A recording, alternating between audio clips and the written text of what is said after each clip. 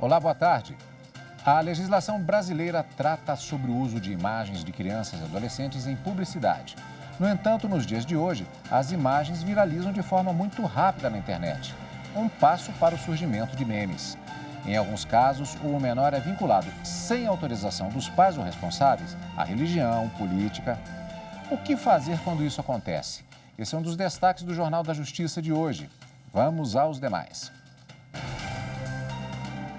Justiça Federal proíbe o presidente da República, Jair Bolsonaro, de usar o termo lepra para se referir à doença hanseníase.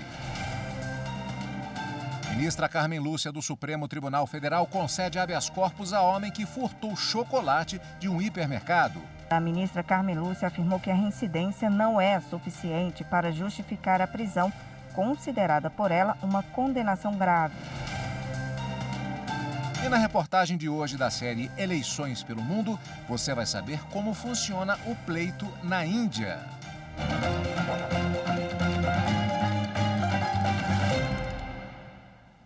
O juiz federal Fábio Tenenblá, da Terceira Vara Federal do Rio de Janeiro, proibiu o presidente da República, Jair Bolsonaro, de usar o termo lepra para se referir à doença hanseníase. O movimento de reintegração das pessoas atingidas pela hanseníase entrou com ação na Justiça Federal depois de um discurso de Bolsonaro. O discurso foi em dezembro, durante uma solenidade em Santa Catarina. Na ação, o advogado do movimento pediu, em caráter de urgência, que o presidente Jair Bolsonaro fosse proibido de usar os termos lepra e leproso para se referir à hanseníase e às pessoas atingidas pela doença. Essas palavras não podem ser usadas no Brasil desde 1995, quando foi instituída a lei que prevê a terminologia oficial a ser usada nesses casos. A legislação foi aprovada por causa do preconceito causado na vida social e profissional das pessoas e dos familiares delas. Na decisão, o juiz federal Fábio Tenenblá, da Terceira Vara Federal do Rio de Janeiro, ponderou que o discurso foi realizado em cerimônia oficial da Presidência da República e transmitido pelo canal de televisão do governo. Segundo ele, não há dúvida de que Jair Bolsonaro desrespeitou a lei em vigor no Brasil. O magistrado também apontou a histórica dívida da sociedade com as pessoas atingidas pela hanseníase. A determinação seria uma forma de evitar os abalos psicológicos causados pelo uso de termos estigmatizantes e discriminatórios por autoridades públicas. A multa por descumprimento da decisão é de R$50 mil por dia. O Brasil é o segundo país no mundo com o maior número de diagnósticos da hanseníase. Por ano, pelo menos 30 mil novos pacientes são registrados na base de dados do Ministério da Saúde. Apesar de não ter cura, a doença tem tratamento eficiente no país. Equipes do PROCON de São Paulo estão nas ruas com a operação Teste Covid-19 sem abusos. Só no último fim de semana foram fiscalizadas 88 farmácias e laboratórios na capital e no interior do estado. Em 3 dias, só na capital paulista, 32 estabelecimentos foram autuados por deixar de informar os preços dos testes ao consumidor. Foram constatados preços que vão de R$ 178 a R$ 385 para o exame PCR. Os responsáveis vão ter de comprovar o aumento de preço para que não caracterize prática abusiva.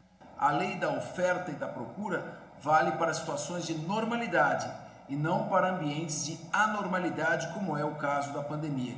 Nesse caso, o fornecedor não pode abusar do desespero e da necessidade premente da população para obter ganhos desproporcionais. A operação permanece. Os fornecedores que estiverem praticando preços abusivos podem ser punidos nos termos do Código de Defesa do Consumidor.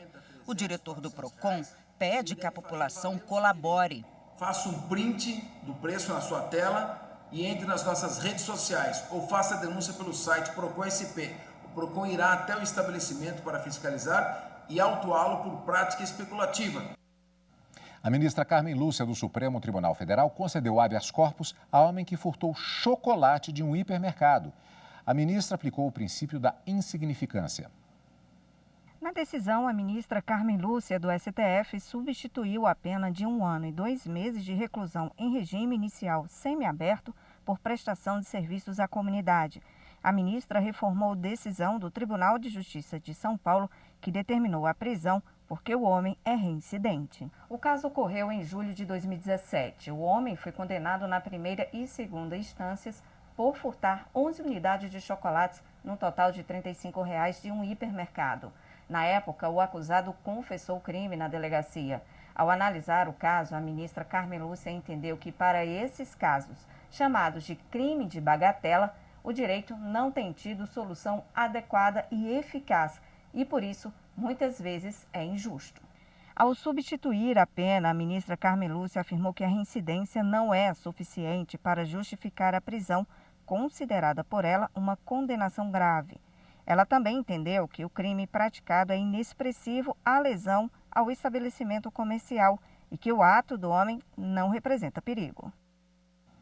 Veja a seguir a polêmica sobre o uso indevido de imagens de crianças na internet. Eu volto já.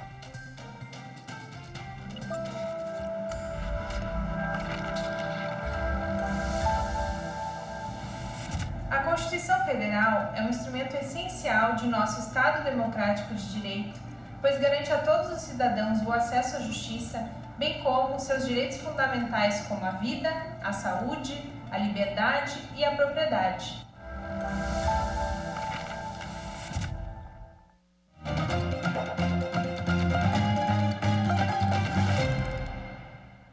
As leis brasileiras restringem a divulgação de imagens de crianças e adolescentes em propagandas, filmes ou programas de TV.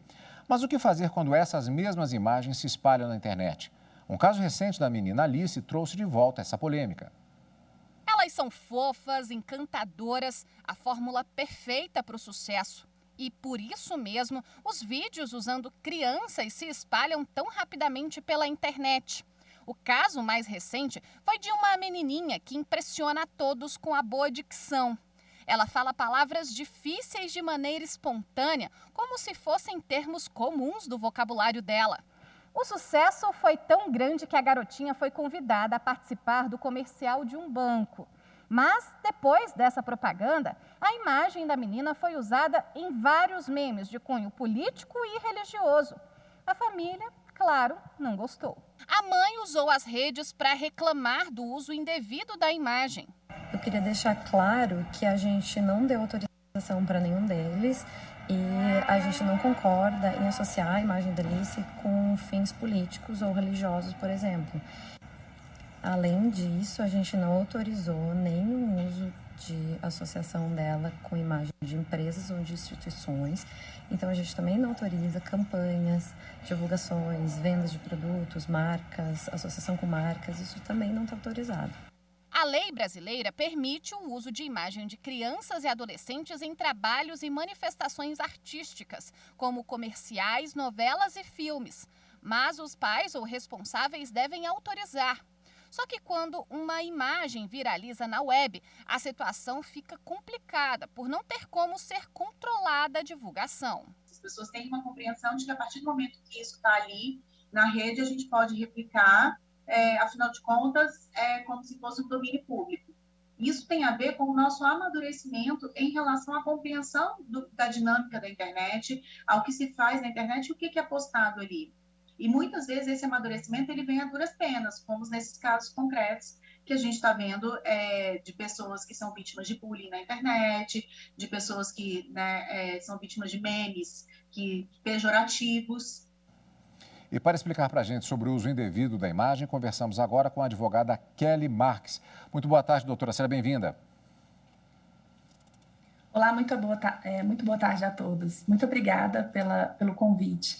Aliás, até fazendo uma observação, nós até não usamos a imagem da própria criança, inclusive, embora ela esteja sendo bastante divulgada, usamos a imagem da mãe, exatamente porque não temos autorização justamente para o uso da imagem da menina Alice, que, como vimos, viralizou com memes e teve a imagem que foi atribuída, inclusive, em fins políticos e religiosos também. Isso acarreta uma persecução criminal, eventualmente, como nós vimos na matéria, essa questão levantada pela mãe?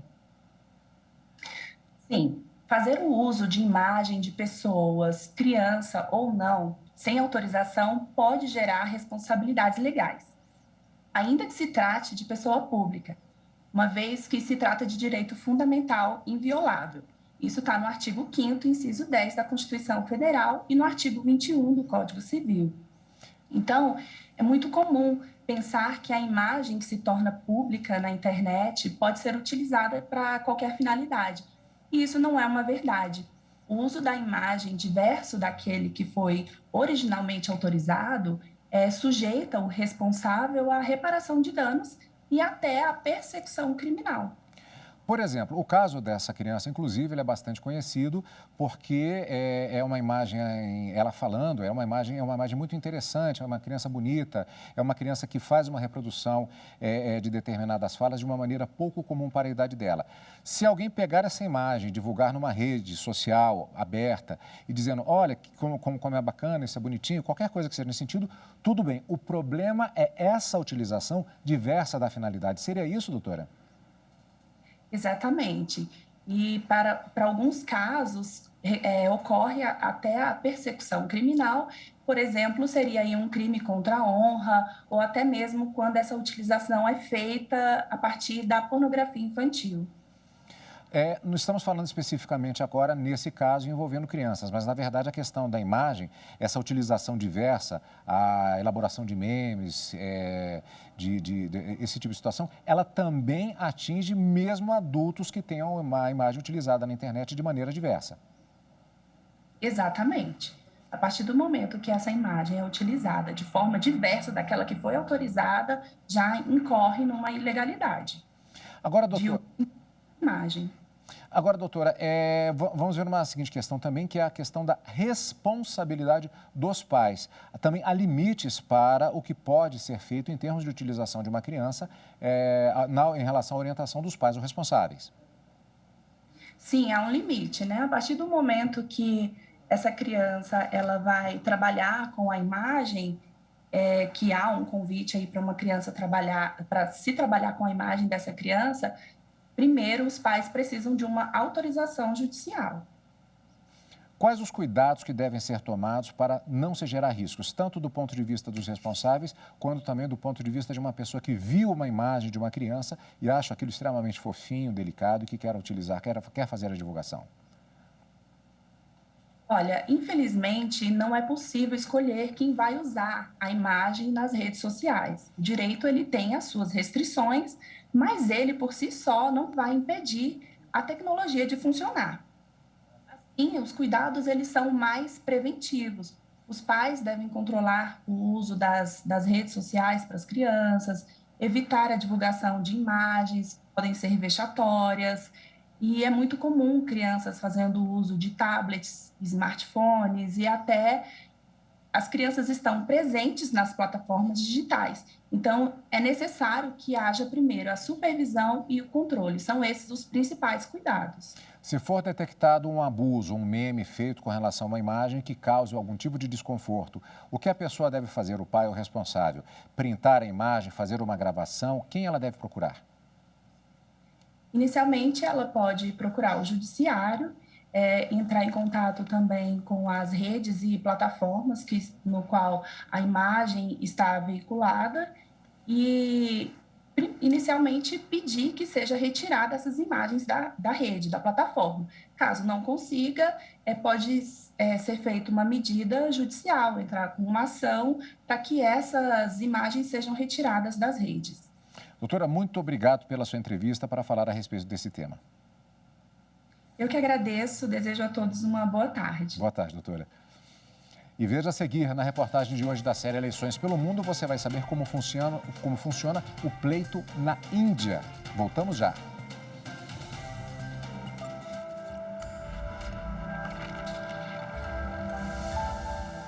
A Constituição Federal é uma das maiores conquistas que nós atingimos como sociedade.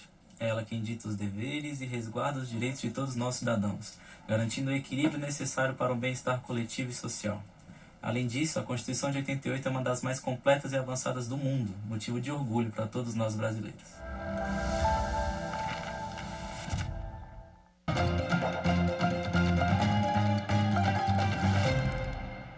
Na retrospectiva 2021 do Supremo Tribunal Federal, você vai ver que o plenário da Corte rejeitou a ação das operadoras de celulares contra a chamada Lei do Trote do Estado do Paraná. as empresas questionavam novas obrigações contratuais e punição às operadoras que não informassem os dados dos donos de linhas telefônicas envolvidos em trotes em serviços de emergência.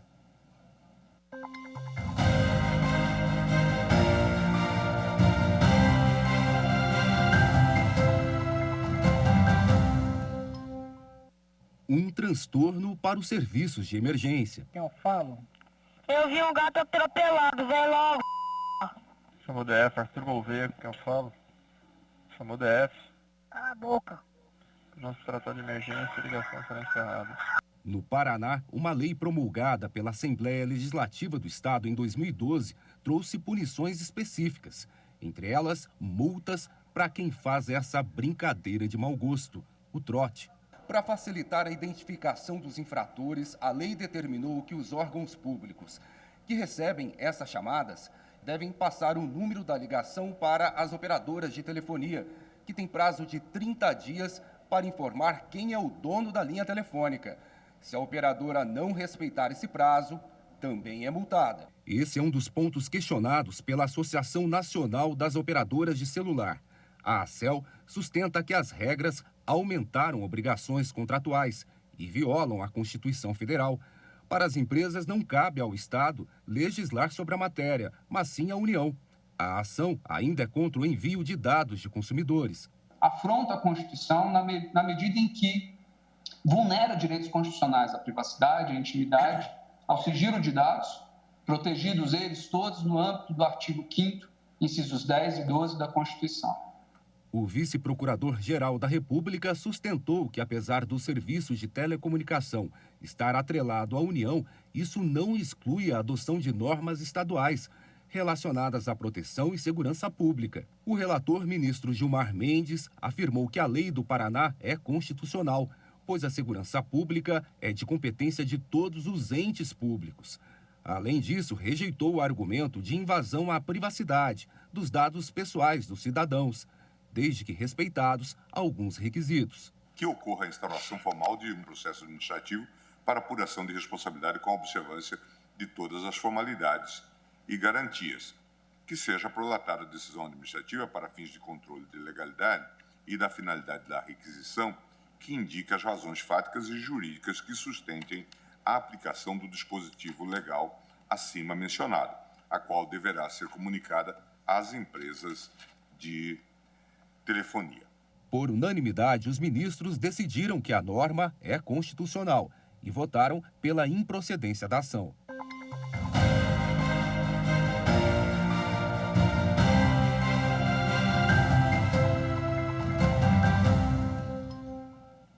A maior eleição do mundo é a indiana. Com cerca de 900 milhões de eleitores, o país tem cerca de 7 fases de votação e usa urnas eletrônicas. Vamos conhecer agora outros detalhes do processo eleitoral indiano na 7ª reportagem da série do TSE, Eleições pelo Mundo.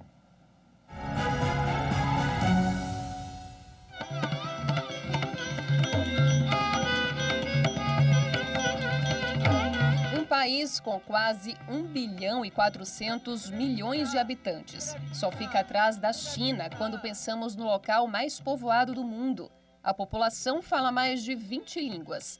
Essa é a Índia.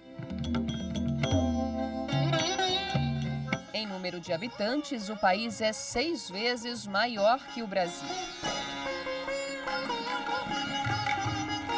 Entre os indianos, encontramos este jovem empresário. Mera naam Piyush Rastogi hai. Meri umar 28 saal hai. Piyush é um dos cerca de 900 milhões de eleitores indianos. Um número também 6 vezes maior que o eleitorado do Brasil.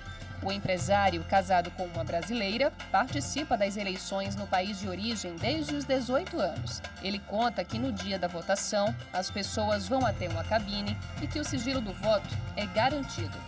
O processo eleitoral da Índia é grandioso. Em 2019, o país realizou a maior eleição do mundo. Para que 879 milhões de eleitores votassem, 1.635.000 urnas eletrônicas foram disponibilizadas. 4 vezes mais urnas em relação às que estavam prontas para uso no Brasil nas eleições municipais de 2020. Mas você sabe como elas são levadas até as zonas eleitorais nos dois países? Nas terras brasileiras, as urnas são transportadas por carros, aviões, helicópteros e barcos. Já na Índia, são usados também outros meios de transporte. A Comissão Eleitoral da Índia garante que toda a comunidade indiana tenha uma urna eletrônica pelo menos a 2 quilômetros de distância. Pessoas mobilizam até animais, elefantes, camelos, mobilizam ali grupos que realmente escalam montanhas para levar poucas pessoas ali de uma comunidade bem específica. O processo eleitoral indiano é dividido em cerca de 7 fases. Cada região vota durante uma fase. Uma etapa só é iniciada quando a outra termina. As urnas são recolhidas e guardadas em um cofre em uma sala monitorada. Ao final de todas as fases, as urnas são abertas e começa-se a apuração. Desde 2004, a votação na Índia é só por uma urna eletrônica. As urnas já costumam ser maiores, elas são em forma retangular, uma prancheta praticamente, porque as pessoas votam nos símbolos dos seus partidos. Para a inclusão das classes mais baixas e a inclusão das pessoas que são analfabetas, não poderia obrigar as pessoas a ter ali votar em nomes escritos, né? Isso é um processo da universalização da democracia, né?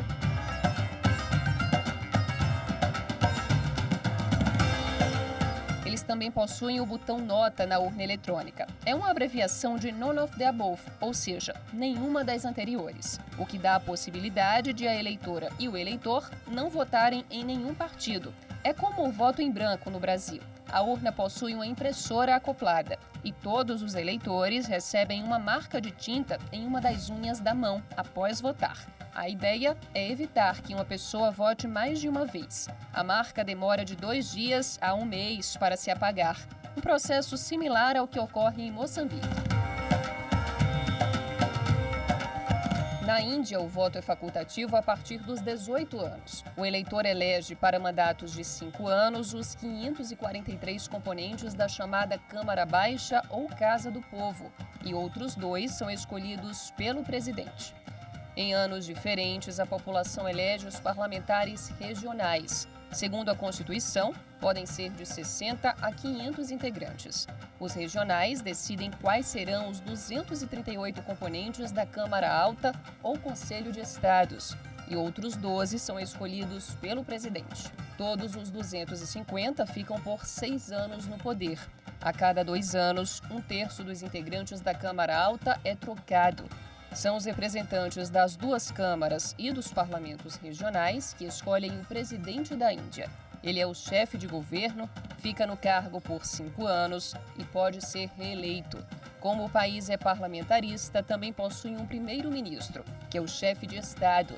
Ele é escolhido pela Câmara Baixa. Um dos mecanismos de manter a democracia viva na Índia é o fato de que ela está sempre presente no cotidiano dos indianos. Todos os anos tem alguma eleição. Para mim, o voto representa 2 coisas. Primeira, a liberdade de escolher o tipo de líder que seu país ou estado precisa no momento. Segunda, a força de um indivíduo que pode influenciar um país ou seu futuro. Na eleição de 2019, a Comissão Eleitoral da Índia permitiu o voto pelos correios a alguns grupos de eleitores, como pessoas idosas e com dificuldade de mobilidade, além de policiais e oficiais do Exército que estivessem trabalhando nas eleições. Todo o processo eleitoral, até que os resultados oficiais fossem divulgados, durou cerca de 40 dias, período em que se viu muita desinformação nas redes sociais.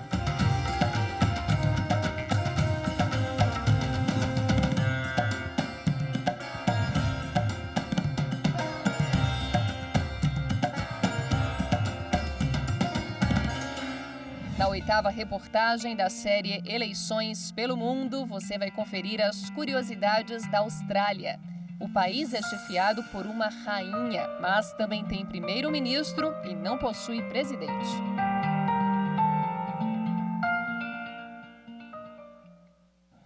Não perca, a série está muito boa. O Jornal da Justiça fica por aqui. Obrigado pela companhia, uma ótima tarde e até amanhã. Tchau.